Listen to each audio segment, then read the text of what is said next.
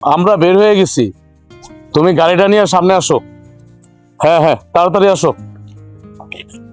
Sir, ও sir, সকাল থেকে না খাওয়া আমার অন্ধ স্বামী, অনেক খিদা লাগছে স্যার, কয়টা টাকা দেন না? তুমি ছোট ভাই? তুই কে কে কথা কইতেছে? গলাটা কেমন জানি চিনা চিনা লাগতেছে। এই, কার সাথে কথা কইতেছে? বড় ভাই। আমার বড় ভাই রাজু ভাই। ভাইজান, তোমার সাথে অনেক বড় অন্যায় করে ফেলাইছি। জায়গা জমি বাড়ি ঘর সব নিজের নামে লাইকে নিয়েছিলাম, নিজে ভোগ করবো বইলা, কিন্তু ভাগ্যের কি নির্মম পরিহাস, লোভ লালসায় পড়ে মানুষ থেকে অমানুষ হয়ে গেছিলাম। এই জন্যই বলে আল্লাহ ছাড় দেন কিন্তু ছেড়ে দেয় না। আমি আমার বন্ধুর সাথে ব্যবসা করতেছিলাম, একদিন রোডে অ্যাক্সিডেন্টে আমার হাত পা ভেঙে যায়, আমার দুইটা চোখ নষ্ট হয়ে যায়। এই সুযোগে আমার বন্ধু আমার কাছ থেকে সমস্ত কিছু লেখা নেয় এবং বাড়ির থেকে ঘাট ধরে বাই করে দেয়। আজ আমি পথের ফকির ভাইজান, পথের ফকির। ভাইজান, আপনার নাম করে মাফ করে দিয়েন ভাইজান। বড় ভাবি, আল্লাহর রাস্তে আম করে মাফ করে দিও, কারণ আমরা যে অন্যায় অত্যাচার তোমাকে করছি আল্লাহ সহ্য করে নাই। তুমি যদি আম করে মাফ না করো ভাবি, বড় ভাই, আম করে যে আল্লাহও মাফ করবো না। কি কও তুমি? আল্লাহ আমাকে কোনোদিন মাফ করবো না ভাইজান, আমাদেরকে তুমি মাফ করে দাও। আমাদের কর্মফল আমরা পেয়ে গেছি, আমগুলোর মতো যেন কেউ ভাইদের সাথে এরকম অন্যায় অবিচার না করে, সে যেন না করে।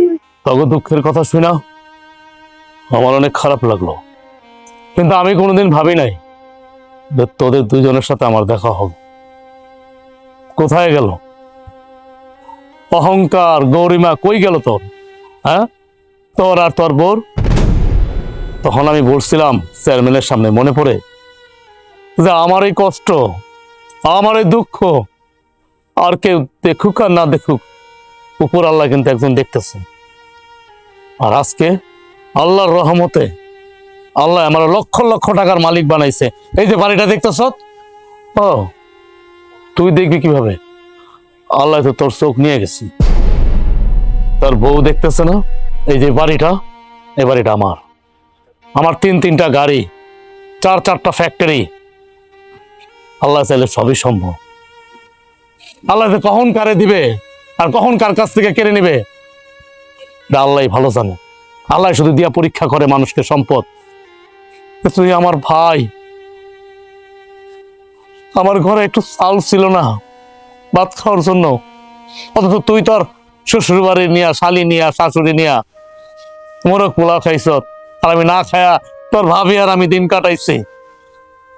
আল্লাহ কি আমার মনের কথা শুনছে না? শুনছে তো। কিন্তু তখন এই অবস্থায় দেখবো, বিশ্বাস কর ভাই, আমি কোনদিন কল্পনা করতে পারি নাই। কারণ তুই ভুল করতে পারস, কারণ তুই তো ছোট, আমি তো বড়। হ্যাঁ, আমি তো ভুল করতে পারি না। আমি তোর মন থেকে কোনোদিন অভিশাপ দেই নাই ভাই, মন থেকে দেই নাই।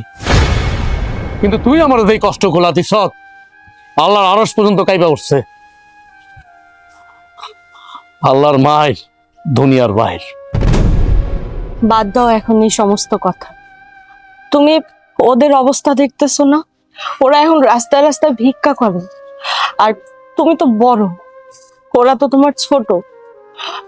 ওরা যা ভুল করছে তার পাপের শাস্তি ওরা পাইছে। দেখছ, তোর বড় ভাবি মার সমতুল্য। দেখ, এত টাকা পয়সার মালিক, তারপর আমার বউর ভিতরে কোনো মান অহংকার কিচ্ছু নাই। তোরা যে দুর্ব্যবহার গুলা করছ, আমার বউ কিচ্ছু মনে রাখে নাই। আর তোর বউর কটা টাকার মালিক হয়েছিল দেখা তোরা মাটিতে পারা দেশ নাই। আমার সম্পদ গুলারে আমি বিদেশ থেকে কষ্ট করে টাকা উপার্জন করে পাঠাইছি, ওই টাকা তোরা আত্মসাৎ করছ। চেয়ারম্যান দিয়ে বাড়ির থেকে বাড়ি করে দিছো তো আমাদেরকে। তারপর আমি কিছু মনে রাখি নাই ভাই, কিছু মনে রাখি নাই। এমন কোনো দিন নাই, এমন কোনো রাত নাই, কারণ আমার তো বাবা মা নাই, তোর জন্য আমি না চোখের পানি ফালাইছি। কারণ তুই তো আমার ছোট ভাই ছিলি না, তুই ছিলি আমাদের সন্তান। আমার তো কোনো সন্তান নাই, তুই ছিলি আমাদের সন্তান। আমি তো দুজনে মাফ করে দিচ্ছি। বড় ভাবি, আমারে তুমি মাফ করে দিও বড় ভাবি। তোমাকে প্রতি আমার কোনো রাগ নাই, আমি তোমাকে মাফ করে দিছি। তোমরা যে তোমাকে ভুলটা বুঝতে পারছো, এইটাই আমার কাছে অনেক বড় কিছু। চলো চল, বাড়ি চল, আয় আয় ভাই আয়, আস্তে আস্তে আয়, আমি তোর চিকিৎসা করাবো, আয়।